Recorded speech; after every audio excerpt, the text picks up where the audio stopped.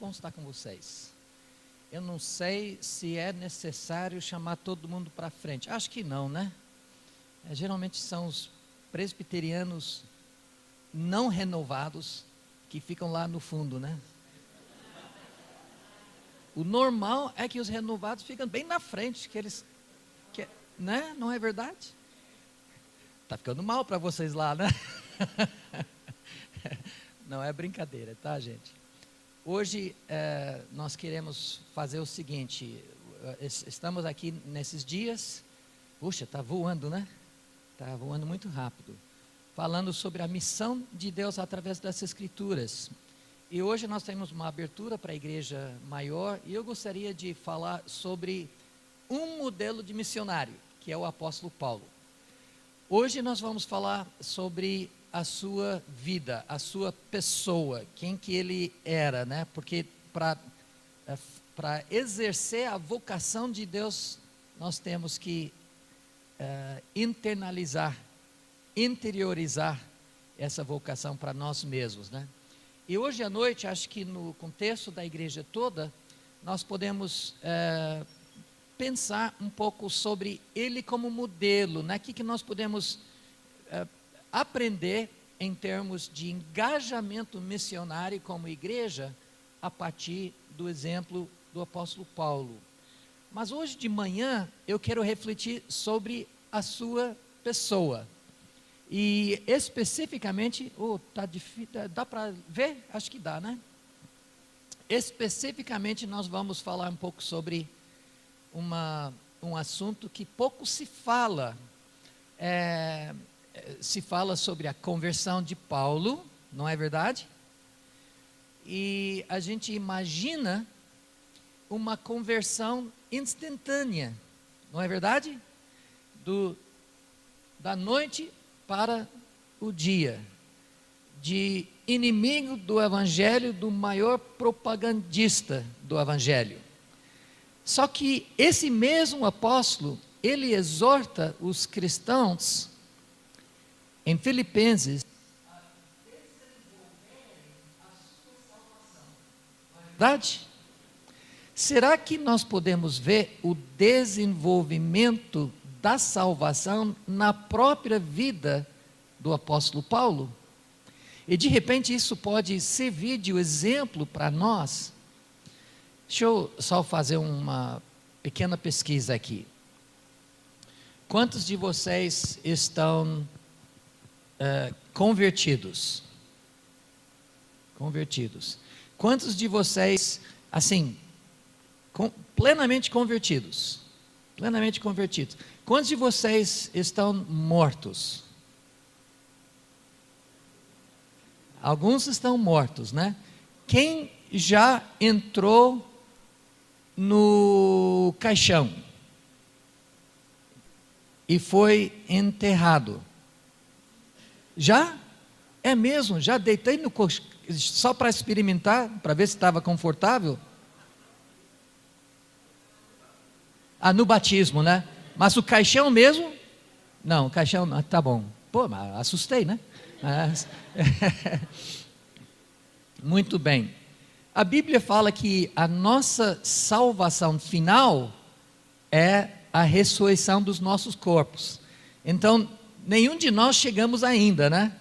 Nós nos convertemos, nós iniciamos a nossa salvação, houve uma coisa qualitativamente diferente. Nesse sentido, nós fomos transformados, mas ainda estamos no processo dessa transformação, certo? Certo.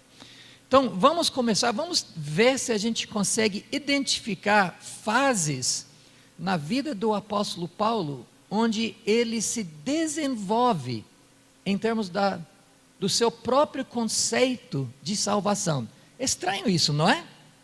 Já recebeu algum estudo a respeito disso? Já refletiu a respeito disso? Vamos começar com a leitura de alguns textos. Vamos começar com Atos, capítulo 8, versículos 1 a 3. E depois nós vamos ler no próximo capítulo 9, 1 a 6.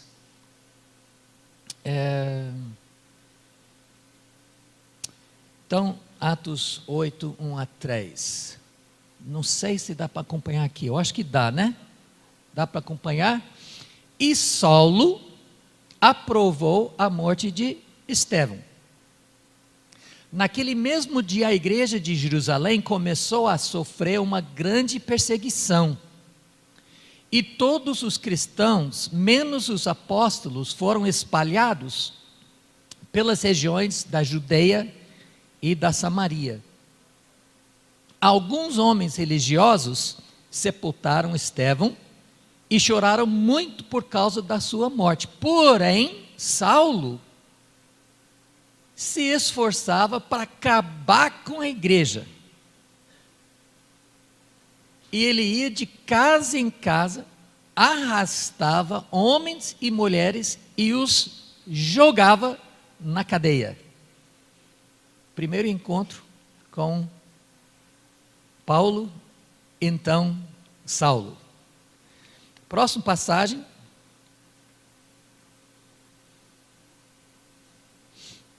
Capítulo 9. Enquanto isso, Saulo não parava de ameaçar de morte os seguidores do Senhor Jesus. Ele foi falar com um grande sacerdote. Agora, esse é o Papa da época, né? Para os judeus, ele chegou até lá em cima. Foi até o grande sacerdote e pediu cartas de apresentação para as sinagogas da cidade de Damasco. Com esses documentos, Saulo poderia prender e levar para Jerusalém os seguidores do caminho do Senhor, primeiro nome da igreja, né? Interessante isso, né? Do caminho do Senhor, que moravam ali. Como é que ele conseguia fazer isso? Todos eram judeus, né? A princípio, todos que eram convertidos na igreja eram judeus, todos eram judeus cristãos. E mesmo sendo convertidos como cristãos, eles não deixaram de ser judeus.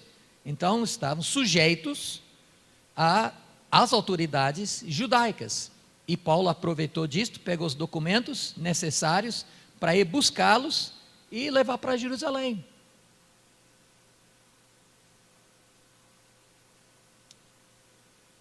Que moravam ali, tanto os homens como as mulheres. Acho que tem mais aqui, né?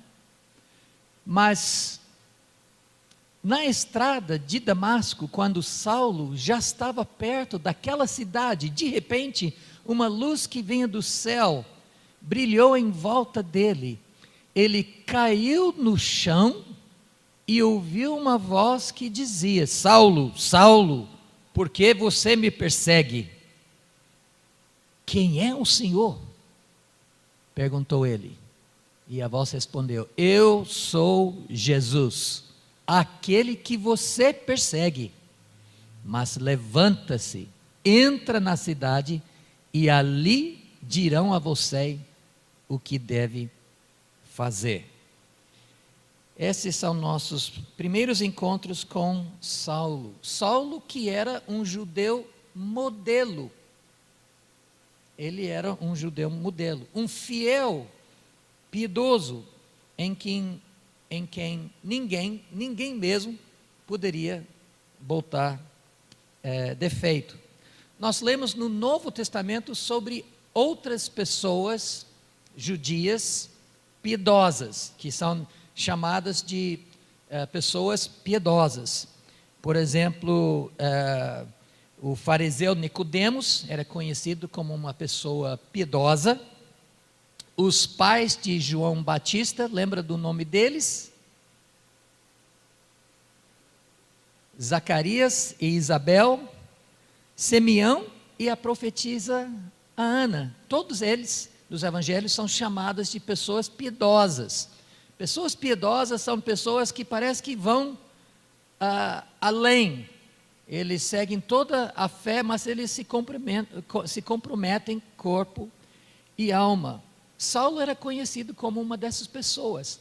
Geralmente a gente pensa na piedade como as pessoas que são reconciliadores, pacificadores, mansos, delicados, de oração. Agora, Paulo era de oração, mas mansidão não tinha nada, né? A piedade dele levou ele, obrigou ele a caçar outros judeus e jogar na cadeia. Em alguns casos, nós sabemos posteriormente, de levar à própria morte. Se não das mãos de Paulo, isso nós não sabemos, certamente pela permissão e aprovação do apóstolo Paulo. Então essa era a sua piedade. Ele levou a essas. A gente pode pensar nos jihadis, os muçulmanos de hoje.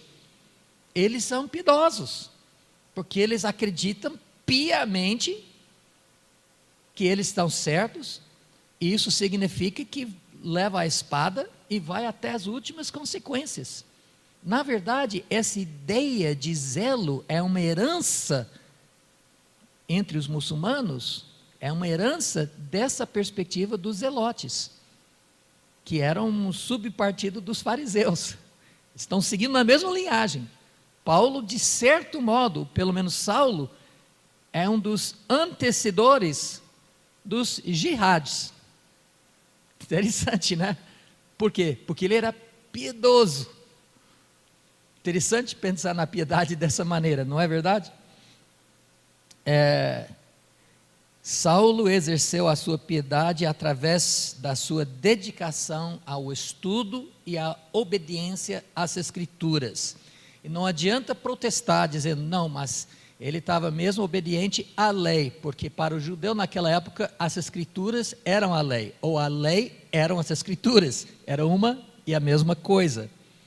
Ele praticava até os mínimos detalhes.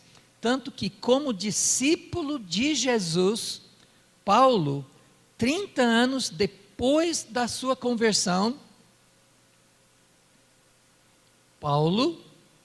30 anos depois da sua conversão, fala da sua vida antes de ser cristão, como sendo uma vida irrepreensível. Entendeu? Isso não é uma avaliação, isso não é uma autoavaliação da sua vida cristã. Ele está avaliando sua vida como não cristão. Em termos dessas escrituras, não tinha nada a criticar. Irrepreensível. Curioso isso. Então, esse é o nível de piedade a qual Paulo havia chegado. Nós queremos falar sobre essa figura, o maior de todos os missionários e, de repente, o pai, certamente, da teologia cristã, pelo menos protestante, né? As doutrinas evangélicas reformadas, todas vêm dos escritos do apóstolo Paulo. A justificação pela fé, a graça de Deus em Cristo Jesus, todas essas orientações mais peculiares, protestantes, vêm do apóstolo Paulo. E nós queremos ver algo que não se vê com muita frequência, o desenvolvimento da sua salvação. E eu gostaria que isso te leve a refletir um pouco sobre a sua salvação. Em que pé está? Está parado? Já chegou? Porque para muitas pessoas, desceu nas águas, subiu das águas, chegou. Iniciou-se.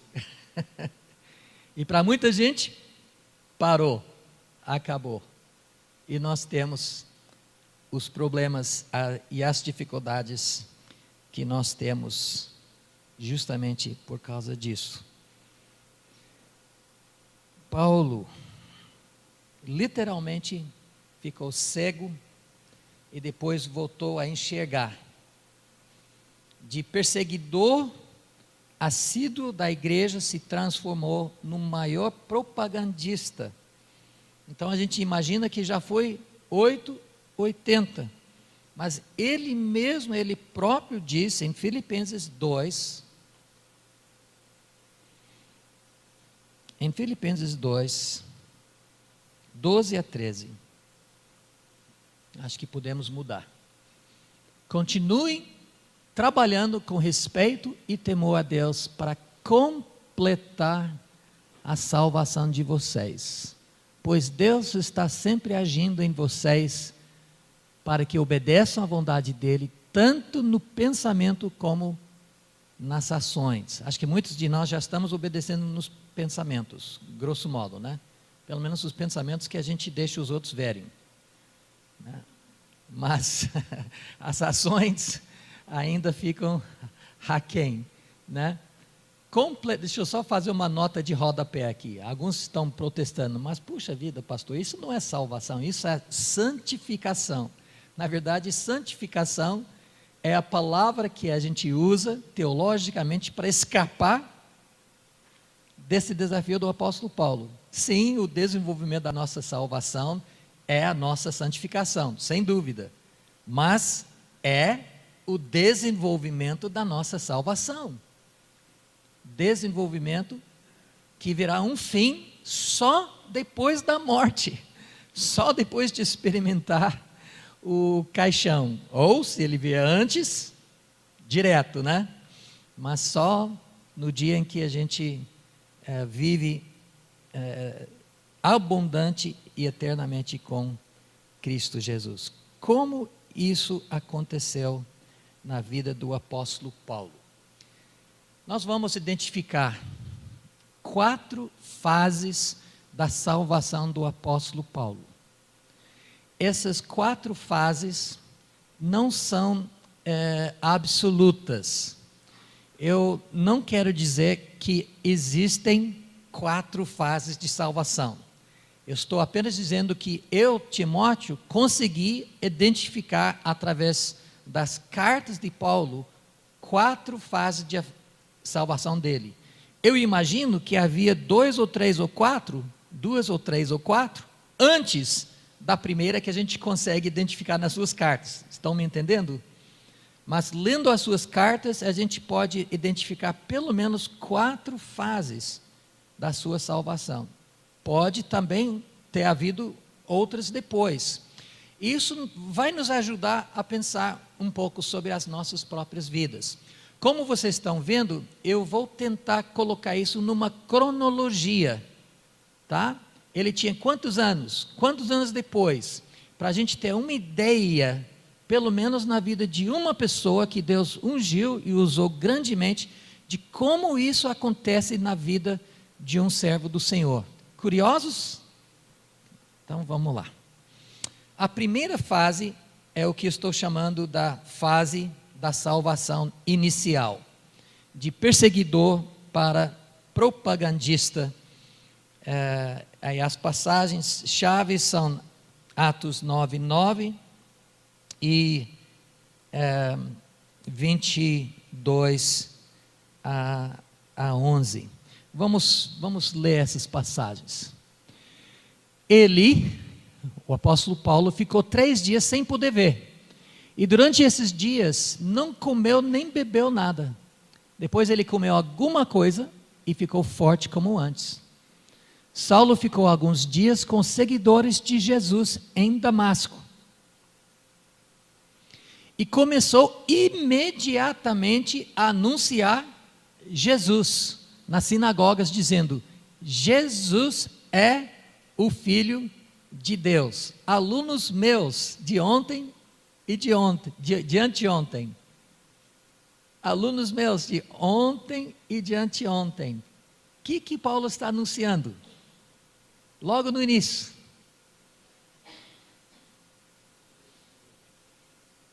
Jesus cumpriu as promessas de Deus para, no mínimo, Davi. Ele é o Filho de Deus. Mas as mensagens de Saulo se tornavam cada vez mais poderosas. Veja bem, a gente está falando apenas da fase inicial. Cada vez mais poderosos. E as provas que ele apresentava de que Jesus era o Messias eram tão fortes. Vamos parar um pouquinho. As provas que ele apresentava eram tão fortes que os judeus que moravam em Jerusalém não sabiam o que dizer. Esse sujeito entendeu muito bem as Escrituras e soube expor de tal maneira que as pessoas ficaram sem resposta. Então essa é a primeira fase do apóstolo. Acho que tem mais um, né? Não, volto para trás. Vamos ficar onde a gente estava. Paulo tinha então cerca de 25 a 30 anos, quando ele se converteu, tá? Registrou? 25 a 30 anos quando ele se converteu. Jovem, mas não jovenzinho, né? Já adulto, maduro. Era entre o ano 31 a 33. Nós podemos colocar um mínimo e um máximo através de uma série de recursos históricos. Podemos identificar, só não podemos identificar mais do que isso. Era nessa janela de 31 a 33 depois de Cristo, o ano 31 a 33. Ele com cerca de 25 a 30 anos. Aí a idade dele, nós somos menos precisos. Podemos precisar mais no ano da conversão do que na idade dele. Mas era com uma folga de 5 anos, ele estava findando os anos 20. Essa era a fase de sua transformação inicial e era espetacular, como nós vimos. Não era uma conversão do mal para o bem. Pois antes de conhecer Jesus na estrada para Damasco, Paulo já era um sujeito muito bom. Inclusive pelos padrões do judaísmo antigo. Ele era perfeito. O testemunho das Escrituras é este. O que significa que ele não tinha quebrado qualquer lei das Escrituras. Em termos morais, e sei que isso é difícil acreditar, Paulo não era melhor depois da sua conversão do que antes. Agora eu tenho que pausar um pouco, né? Em termos de moralidade pessoal, que ele já tinha domado, entendeu? Em termos de moralidade pessoal, ele não era melhor depois do que antes. O que exige da gente que a gente revê o conceito de conversão. Para nós, a conversão é do mal para o bem, não é? Do beberrão para sequinho. De mulheringo para comportadinho. E isso, graças a Deus, acontece, não é verdade? Mas não é o único critério de conversão, não é o critério da conversão do apóstolo Paulo. Exige uma coisa maior do que isso, não menor, né? Porque isso tem que acontecer também.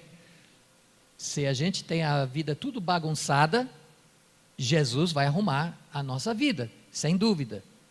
Mas essa não é a essência da conversão. Estão comigo? Não precisa concordar por enquanto. E até o final, se não concordar, também eu saio tranquilo. Isso é entre você e Deus, tá?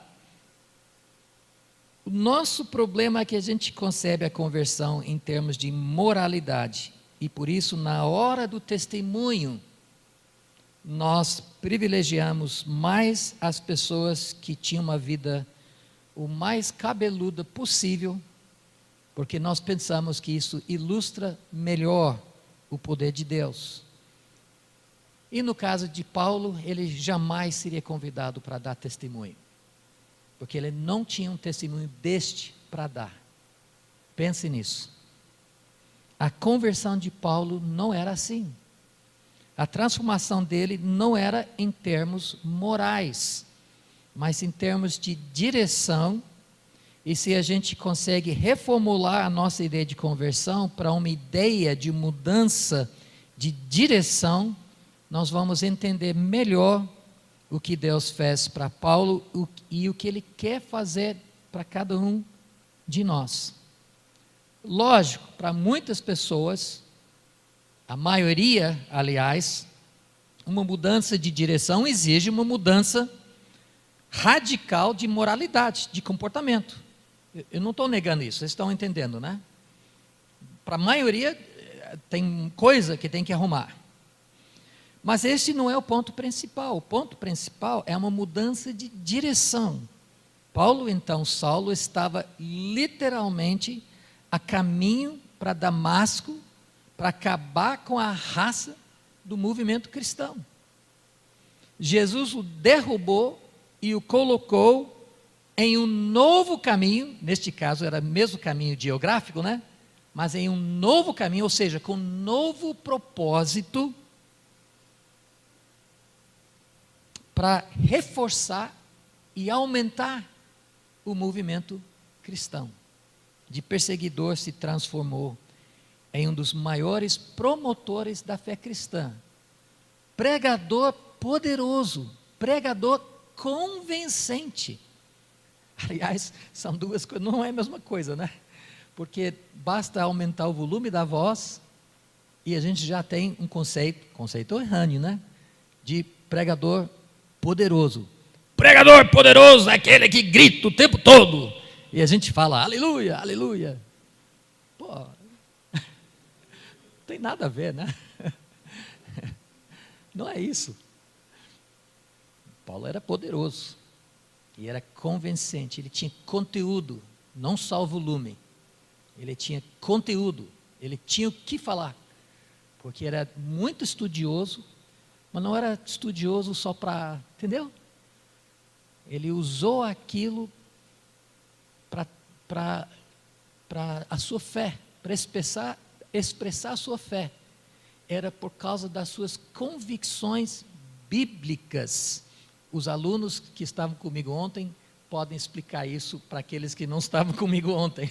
Eram pelas suas convicções bíblicas que ele caçava os cristãos. Era por isso. E agora, pelas suas convicções bíblicas, que ele reforça. Como Paulo avalia essa fase? A princípio, como nós vimos na passagem, ele ficou imobilizado. Mas uma vez que caiu a ficha, não havia nada que podia detê-lo. Essa descrição que nós acabamos de ler. E o que eu e você precisamos entender melhor dessa primeira fase da conversão, antes de mais nada, é uma mudança de direção. E essa mudança de direção possa mudar os nossos hábitos e transformá-los em servos eficazes de Deus.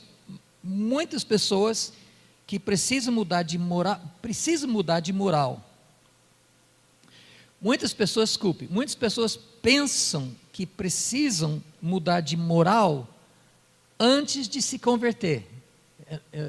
Na minha igreja tem alguns que acham, eu não posso, ainda estou, eu gosto da pinga, né? E enquanto não resolvo isso, eu não vou dar minha vida a Cristo. Muita gente que pensa dessa maneira, né? E de certo modo é natural. Parte do problema é que nós transmitimos essa impressão. Que tem que fazer isso antes. Não é bem isso não. É o Espírito Santo que faz essas transformações na vida da gente. Você nunca vai mudar isso por conta, né? Por conta não vai mudar nunca. Não vai acontecer. Sim, nós precisamos nos arrepender, isso sim. É anterior à nossa conversão, uma disposição de largar. Sim. E ter fé em Jesus. Mas são as duas coisas. Disposição de largar e ter fé, isto é, confiança em Jesus. Porque tendo fé e confiança em Jesus, Ele que vai nos dar a capacidade de mudar. Tá entendendo? Muitas pessoas acham que precisa arrepender no sentido de largar tudo antes de ter fé. Mas não é isso não, as duas coisas têm que andar juntos, senão não vai ser transformado. Mas no caso do apóstolo Paulo, desculpe, né, deixa eu voltar para Paulo, né, não era bem o caso dele, né?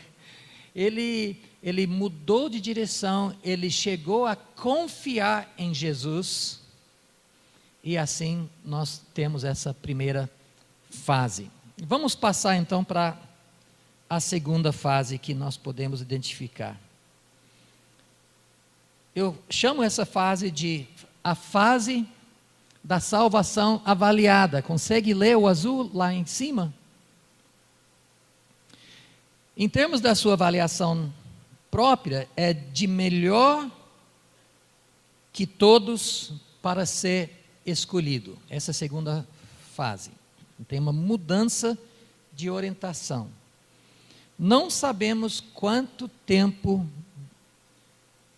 passou, mas cerca de 15 a 18 anos depois da sua conversão, no ano 48, esse ano sim, a gente consegue identificar, mas é complicado passar para vocês como a gente consegue identificar o ano, é através de referências históricas nas suas cartas que a gente consegue identificar o ano.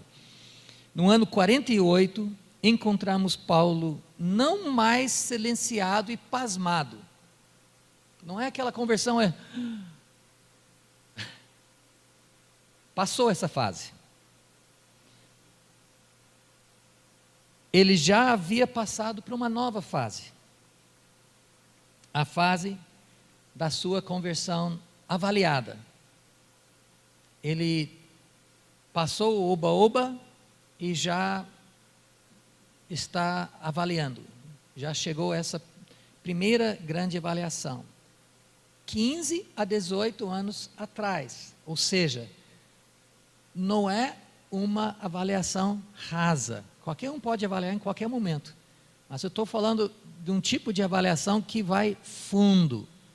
Deve ter coisas acontecido na vida dele, que fez com que ele precisava parar, e contemplar, e avaliar, e se aprofundar bastante naquilo que ele estava pensando a respeito. Vamos ver o seu testemunho nessa época em Gálatas, capítulo 1, versículos 13 a 15. Vocês ouviram falar de como eu costumava agir quando praticava a religião dos judeus. Sabem que eu perseguia sem dó nem piedade a igreja de Deus e fazia tudo para destruí-la.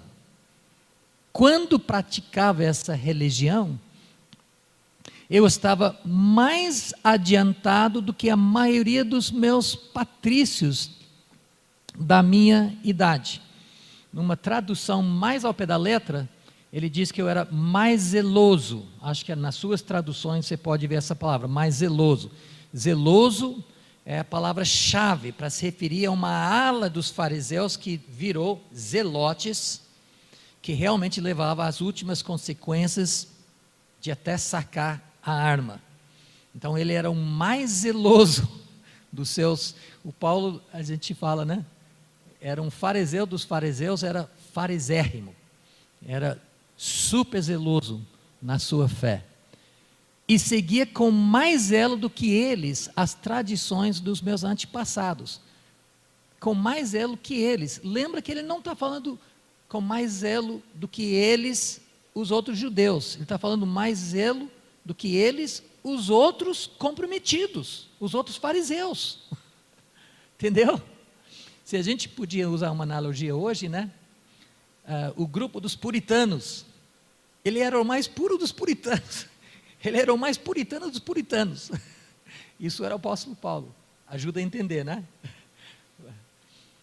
Porém Deus, na sua graça, Qual é a palavra-chave aqui? Graça, né? Não. Porém, apesar de tudo isso, em contraste a tudo isso, você vê uma mudança. Porque assim que ele era, assim que ele se concebia, porém, Deus, na sua graça, me escolheu, antes mesmo de eu nascer, e me chamou para servi-lo. Nessa segunda fase, Paulo avalia a sua herança, a sua formação anterior. Ele entendia que quanto à religião, ele era muito bom. Aliás, melhor do que os outros.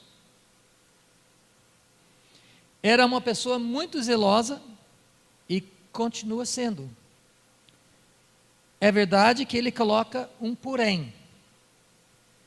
Aliás, é um porém muito importante. Porém, Deus, na sua graça, me escolheu. Mas o que eu quero que vocês reparem é que este porém não alterou a sua avaliação que tinha sido um seguidor piedoso de Deus, mesmo mal direcionado. Mais tarde, de 5 a 7 anos depois, isso mudou. Nessa fase, ele ainda se entendeu como tendo sido o melhor de todos. Ele, nessa fase, se entende, ele olha para trás, vê quem ele era, e ele diz: eu era o melhor do que os outros. Porém, Deus, na sua graça, me escolheu. Ele já consegue um certo contraste, mas não é um contraste que nega sua percepção de ter sido o melhor de todos. Entendeu? Então, essa é a primeira fase. Ele se reconhece como tendo sido o melhor de todos, porém, então esse porém significa que esse melhor de todos é qualificado, né? Porém, Deus me escolheu na sua graça. E esse porém vai ter que ir mais, vai ter que se aprofundar mais. E numa terceira fase, a gente consegue ver como ele se aprofundou um pouco mais. Nessa terceira fase da salvação reconsiderada, ele vai de perfeito, isto é, melhor que todos, para lixo. Aí uma reavaliação radical. Demorou mais 5 a 7 anos. E, gente, eu quero só lembrar, a gente está tratando de uma pessoa altamente comprometida. Se o apóstolo Paulo leva 5 a 7 anos para chegar nessa conclusão, eu vou levar 20, se conseguir chegar a essa avaliação. Estão comigo? Estão entendendo? Então, esse é aquele que não feriu, sem a graça de Deus, sem o Espírito Santo na sua vida, não feriu, não quebrou nenhuma lei. É esse que está fazendo essa avaliação. Antes ele se avaliava como eu era melhor que todos. Porém, Deus na sua graça me chamou. Deus na sua graça me chamou, não mudou ainda a sua avaliação de ter sido o melhor que todos. Ok? Mas aqui sim, começa a mudar a sua avaliação. E as passagens são de 1 Coríntios e ainda de Filipenses. Tá? Vamos ler as passagens. De fato, eu sou o menos importante dos apóstolos. Eu sou o menor dos apóstolos. E até nem mereço ser chamado de apóstolo, pois persegui a igreja de Deus. Aqui ele está se comparando com os outros apóstolos, não com os outros fariseus zelosos, né? Mas veja bem na próxima passagem. No passado, todas essas coisas valiam muito para mim. Mas agora, por causa de Cristo, considero que não tem nenhum valor. E não somente essas coisas, mas considero tudo como completa perda, comparado com aquilo que tem muito mais valor. Isto é, conhecer completamente Cristo Jesus, o meu Senhor. E joguei tudo fora, como se fosse lixo. Olha a transformação da sua avaliação do que ele era anterior. A fim de poder ganhar a Cristo e estar unido com Ele. Como ele conseguiu chegar a essa conclusão? Como que ele conseguiu a concluir que ser o melhor de todos, na verdade, nada mais é do que lixo? Como que essa ficha caiu? Me diga. Como caiu? Se aproximou mais de Cristo. Ele continuou a se aproximar mais de Cristo. Por causa de Cristo, conhecer completamente Jesus Cristo, meu Senhor. Quanto mais ele se aproximava na sua fé a Cristo, aquilo que foi do outro lado parecia cada vez menos bonito.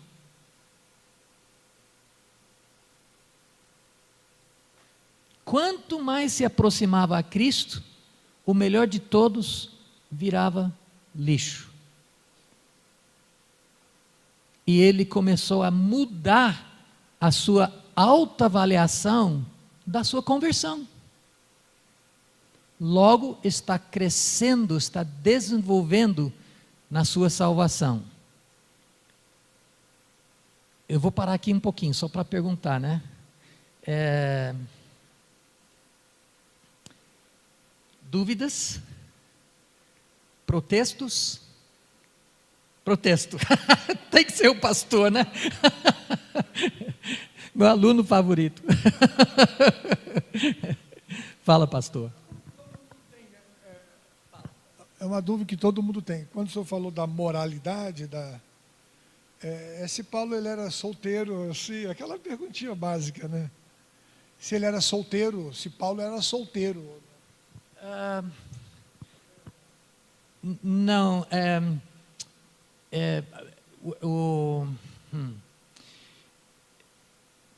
o Paulo, ele estava sendo preparado para ser um rabino. Quando ele estava na escola de Gamaliel, isso foi o seu preparo. Os rabinos, era esperado que os rabinos fossem casados. Tá? Isso era a expectativa dos rabinos. Também era muito comum, diferente do nosso conceito de pastor hoje, né? Era muito comum, na verdade, o padrão, que ele tivesse emprego. Ele não era um rabino pago. Ele ganhava a sua vida e exercia o rabinato, né? Como uma profissão voluntária, né? Como uma vocação. Mas era esperado que fosse casado. Então, as melhores especulações, então tem que começar com isso, né? Porque a gente está falando de especulações. Vamos apenas descartar qualquer referência clara bíblica. Eu digo clara. A coisa mais próxima que a gente tem é 1 Coríntios 7. As orientações a respeito do casamento, onde ele compara com o seu estado, que era naquele momento um estado de solteiro. Não sabemos que era solteiro por ser viúvo, ou se era solteiro porque nunca tinha casado. Mas o que a gente pode imaginar é que era essa expectativa, e é bem possível que no mínimo ele fosse noivo. Essa essa é uma boa possibilidade. Eu acho que se ele fosse casado, ele não teria, pelas convicções bíblicas, ele não teria deixado a mulher poderia ter deixado ele, poderia ter ficado viúvo, ou poderia ter ficado noivo durante o período que ele teria ficado noivo, provavelmente seria depois de Damasco, quando ele foi para Tarso. E em Tarso ele estava vários anos antes de Barnabé o chamar. E nós sabemos muito pouco a respeito de Tarso, da sua passagem em Tarso. Lembra que ele estava voltando para casa, depois de ter mudado de direção. A casa que havia o enviado para a escola de Gamaliel. O estudante de medicina estava voltando para casa para falar para os pais que desistiu do curso. Estão me entendendo? Os pais estavam pulando de alegria. Não, né? É bem provável que fosse uma grande decepção. Não sabemos nada da conversão de mãe ou pai. Nós temos algum parente que ele menciona nas suas cartas, mas mãe e pai não. Então, a conclusão que a gente pode tirar é que quando ele voltou para Tarso, o clima não estava bom. Não estava bom, não estava boa. Bom, não estava bom. Era noivo, não sabemos. Bem pode ser, porque era a expectativa dele de ser. Então, para chegar à sua pergunta, né? Ele teria conhecido as paixões, né? Assim, na carne mesmo, de novo, apenas especulação. Boa possibilidade, sim. Agora, você não precisa ser noivo para conhecer as paixões, né? Basta ter corpo, basta ter hormônios, não é verdade? As pessoas conhecem paixões muito antes de fazer noivado ou namoro. Tá? Então acho que é o máximo que eu posso dizer. Não sei o que mais que eu posso dizer sobre isso, né? O que nós sabemos, com certeza, eu acho que Paulo, ele não tinha nenhum motivo de exagerar. Isso não é o que a gente espera do apóstolo Paulo, especialmente escrevendo debaixo da inspiração do Espírito Santo, dizendo que quanto à justiça que há na lei, eu era irrepreensível. Então, se ele sentia as tentações, e eu não posso imaginar como ele não teria sentido, porque ele não era um místico, a sua fé não era mística. Lembra que ele era zeloso, ele pegava a espada, ele fazia parte a carne, o corpo todo, né? Ele não era um místico. Então, se ele tinha essas tentações, está certo, eu não consigo entender de outra maneira, está certo que ele resistiu. E existiu sem a graça de Deus em Cristo Jesus, né? Agora, Deus pode dar graça sem Cristo Jesus, né? Porque tem graça nos profetas no Antigo Testamento, mas o fato é que ele se permanecia fiel. Fiel. Então, essa é a figura do apóstolo Paulo. Nessa terceira fase, muitos discípulos de Cristo, talvez a maioria, só Deus sabe, passam a vida toda ou na primeira ou na segunda fase da salvação. Com certeza, apenas na primeira. Alguns chegam na segunda fase. Eu digo isso não a título de crítica. Apenas muitos não imaginam que tem mais. Mas e Paulo descobriu isso quando ele reconheceu que toda aquela bondade, piedade, fidelidade e herança na fé, diante da sua caminhada dia a dia com Cristo, a vida cheia do Espírito Santo, não passava de lixo. Por isso é muito difícil a gente assimilar, porque quem foi criado, digamos, no berço do Evangelho, normalmente tem orgulho disto. E fala com respeito e com honra aos pais a essa vida. E Paulo teria tudo para fazer isso. Mas agora ele está dizendo que aquilo, ele não está dizendo que aquilo era lixo, entendeu? Ele está dizendo que aquilo, em comparação com a vida que estou vivendo agora com Cristo, a comparação é tão grande que aquilo que era honroso, respeitoso, etc., é lixo. Né? É lixo. Essa é a sua avaliação.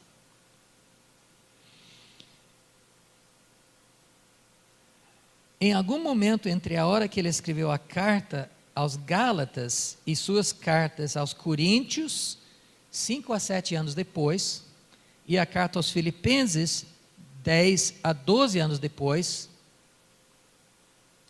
de ter escrito a carta aos Gálatas, Paulo reconheceu o seu devido tamanho diante de Deus e reconheceu que tudo que ele realizava antes era nada diante daquilo que Deus havia feito na sua vida. Na primeira fase, Paulo estava pasmado.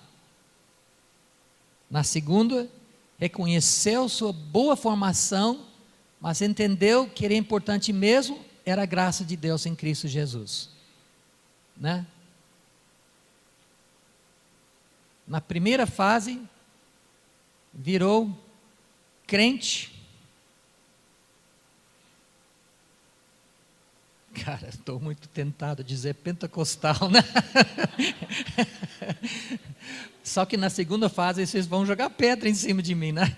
Porque na segunda fase virou presbiteriano, né? Por causa da graça, né? Agora na terceira fase, ou seja, tem vida depois disso, gente. Na terceira fase, ele virou uma coisa que ultrapassa nossas denominações e nossas classificações, né? Ele foi além disso, muito além disso. Meus colegas bem presbiterianos, não estou falando presbiteriano renovado, têm muito orgulho da sua herança.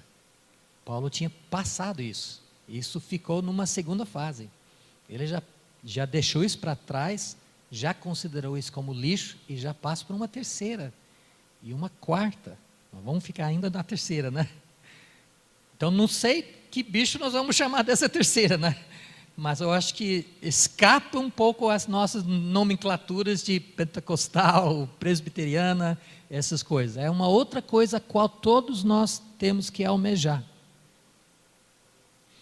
Na terceira fase, 20 a 23 anos depois da sua conversão,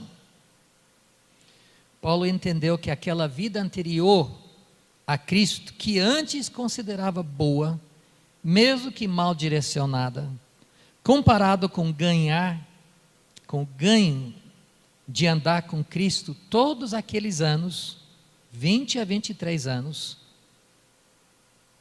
era perda. Diante de 20 a 23 anos de caminhada com Cristo. E vamos só pensar um pouco, que caminhada era essa? Era 17 mil quilômetros de viagens missionárias a pé, a cavalo e via marítima. E mais 7 mil por fazer ainda, antes da sua morte. Ele já tinha completado 17. Ele vai fazer 24 mil quilômetros antes do carro, do avião. Ele tinha navio, cavalo e 2 pés. Diante de vitórias e sofrimentos. Aqueles anos, como fariseu dos fariseus, diminuíram tanto que viraram literalmente lixo. Será que um dia você e eu podemos falar da nossa vida antes de conhecer Cristo como sendo lixo, aqueles que tinham uma vida muito imoral é mais fácil. Aqueles que não tinham tanto imoral é mais difícil. Interessante isso. É um alvo e tanto para cada um de nós. Só que, por incrível que pareça, isso ainda não era suficiente para Paulo. Eventualmente, uns 5 anos depois, a sua percepção da sua vida anterior como boa em si, mas lixo em comparação com sua caminhada na fé, essa percepção mudou nova e sutilmente. E assim, Paulo passou para uma extraordinária quarta e quase incompreensível fase da sua salvação para nós. Mas é o alvo para cada um. Essa seria a fase número 4 da salvação entregue. A vida antes de conhecer a Cristo era uma vida não melhor do que os outros, e nem lixo, e sim uma vida de blasfemo e infiel. Você vê a mudança? Como ele avaliava do antes para depois. Nessa quarta fase, Paulo havia esquecido que antes de conhecer Cristo, vivia uma vida boa. Esqueceu e reavaliou radicalmente. A vida anterior não era mais boa virada lixo. Ela simplesmente deixou de ser boa. Você entendeu a mudança? Na terceira fase, era boa, mas diante de Cristo, isso é lixo. Agora não era nem boa mais. Nunca era boa. Eu acho é muito difícil compreender isso. A passagem em 1 Timóteo, vamos ler.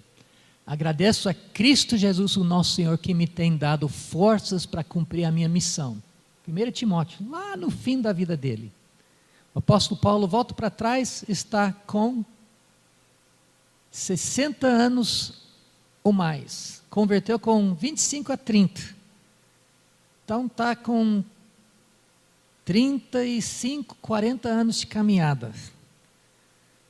Eu não sei quantos Nikes ele já tinha gasto, mas um bocado. Vamos ver a passagem de novo? Agradeço a Cristo Jesus, o nosso Senhor, que tem me dado forças para cumprir a minha missão. Eu lhe agradeço, porque Ele achou que eu era merecedor, e porque escolheu para servi-lo, e fez isso apesar de eu ter sido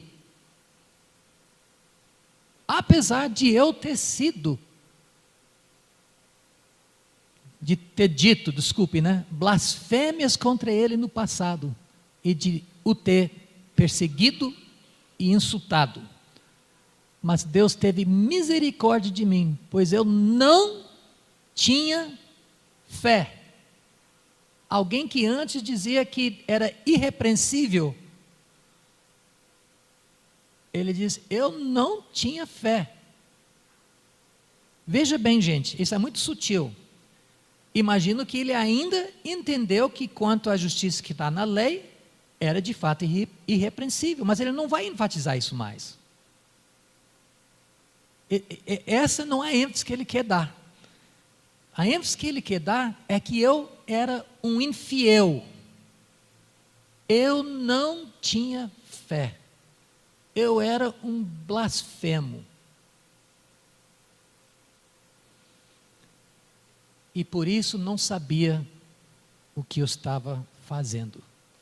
Aquele orgulho do apóstolo Paulo se desmanchou por completo. Acho que tem mais, né? O ensinamento verdadeiro que deve ser crido e aceito de todo o coração é este. Gente, vou repetir mais 2 vezes, porque isso é o apóstolo Paulo dizendo para nós, pastor Nelson, o que a gente deveria ensinar? falando isso para mim, para todos nós pastores. O ensinamento verdadeiro e o que deve ser crido e aceito de todo o coração é este.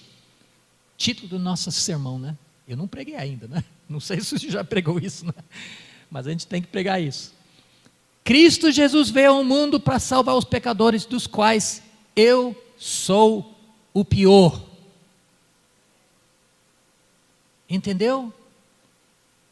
Paulo se levanta, fica diante de todo mundo e diz: Cristo morreu e deu sua vida para nós pecadores, do qual eu sou o pior. Essa última frase a gente esquece de falar quando a gente prega. Entendeu? Não caí, né?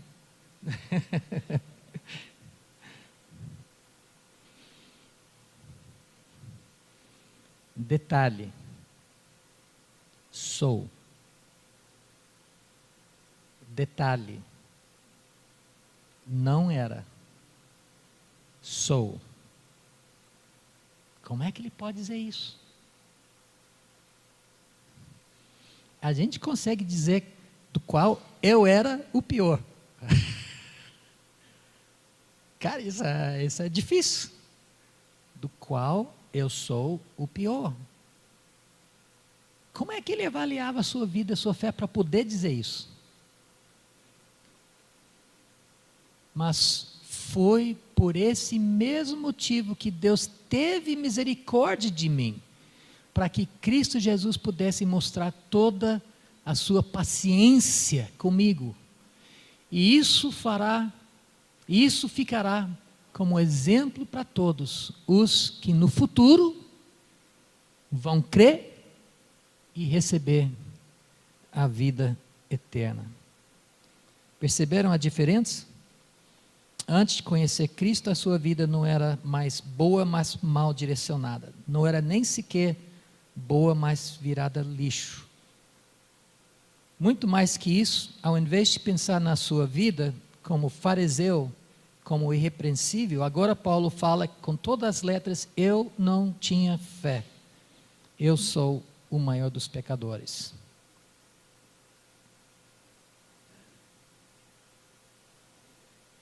Tem mais uma passagem? Não, não tem, né? E nós? Como estaremos daqui para frente?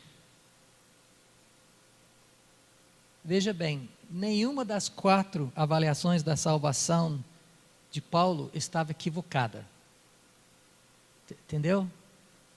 Em todo momento ele estava sendo genuíno e falando coisas corretas. Não é a questão que ele estava acertando doutrinariamente.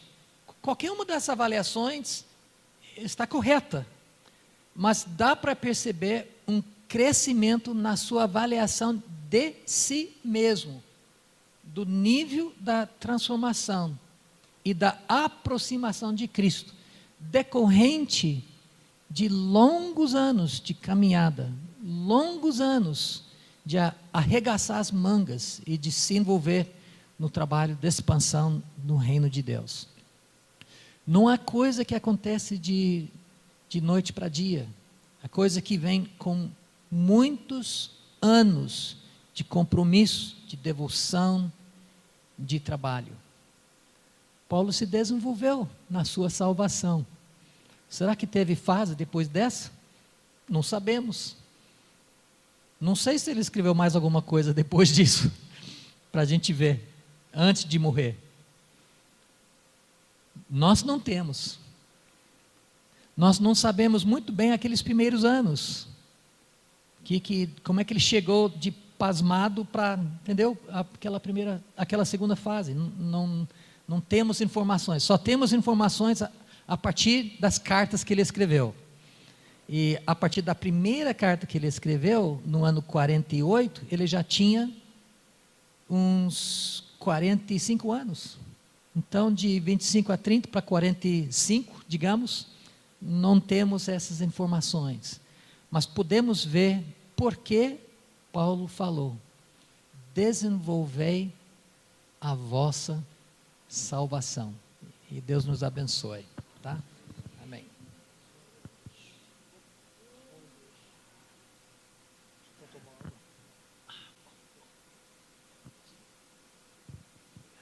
Glória a Deus. Vamos ficar de pé, irmãos, vamos orar.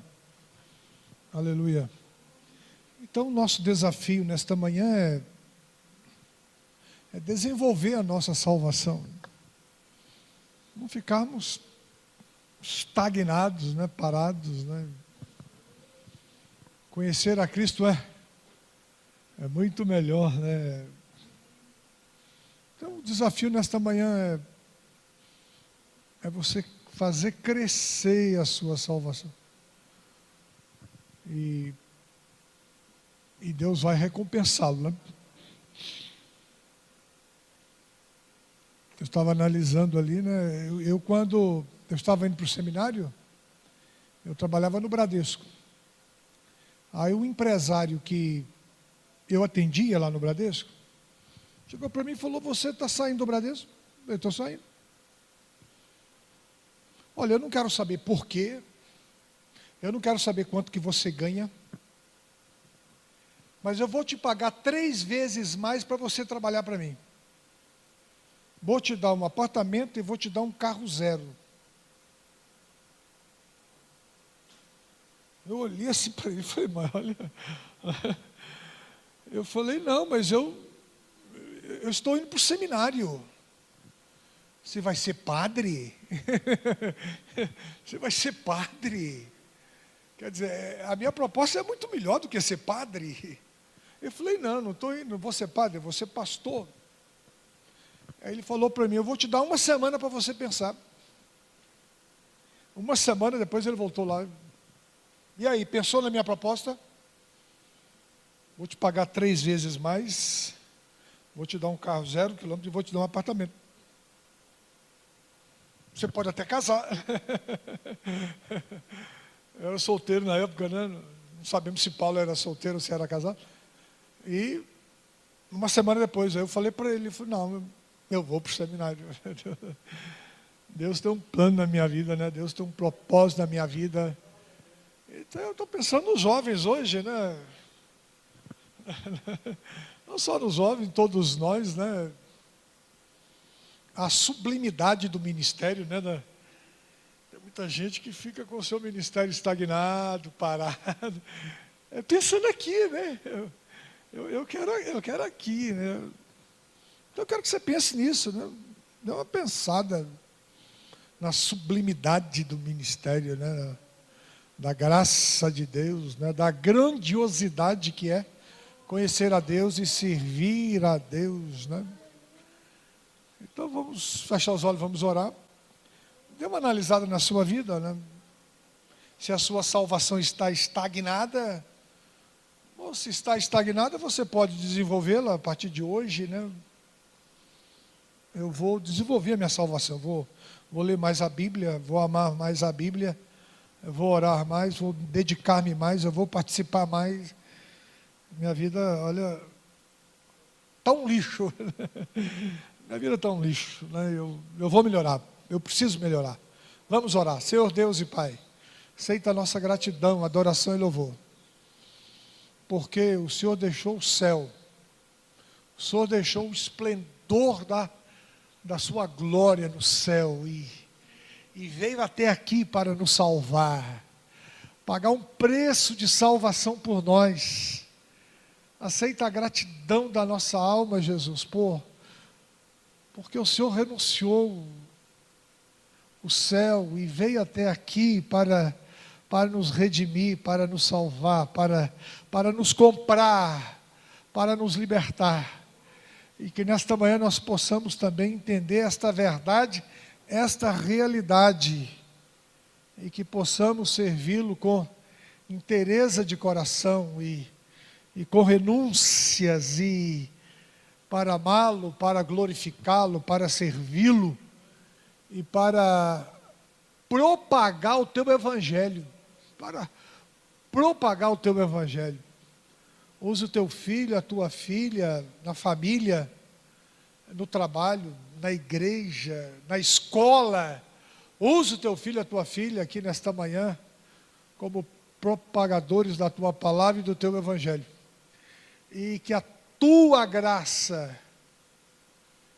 que a tua misericórdia, que a tua bondade, que a tua benignidade, que a tua longanimidade prevaleça sobre a vida da tua igreja, para louvor e glória do teu nome, Pai. Que possamos despertar nesta manhã para esta necessidade de fazer crescer a nossa salvação, para fazer crescer o nosso comprometimento com o Senhor, para glória e louvor do teu nome. Espírito Santo, produz isso nesta manhã em cada coração. Abençoa-nos nesta tarde, abençoa o culto à noite de uma forma gloriosa e maravilhosa. Em Cristo Jesus, Pai, com gratidão e louvor nós oramos. Amém e amém.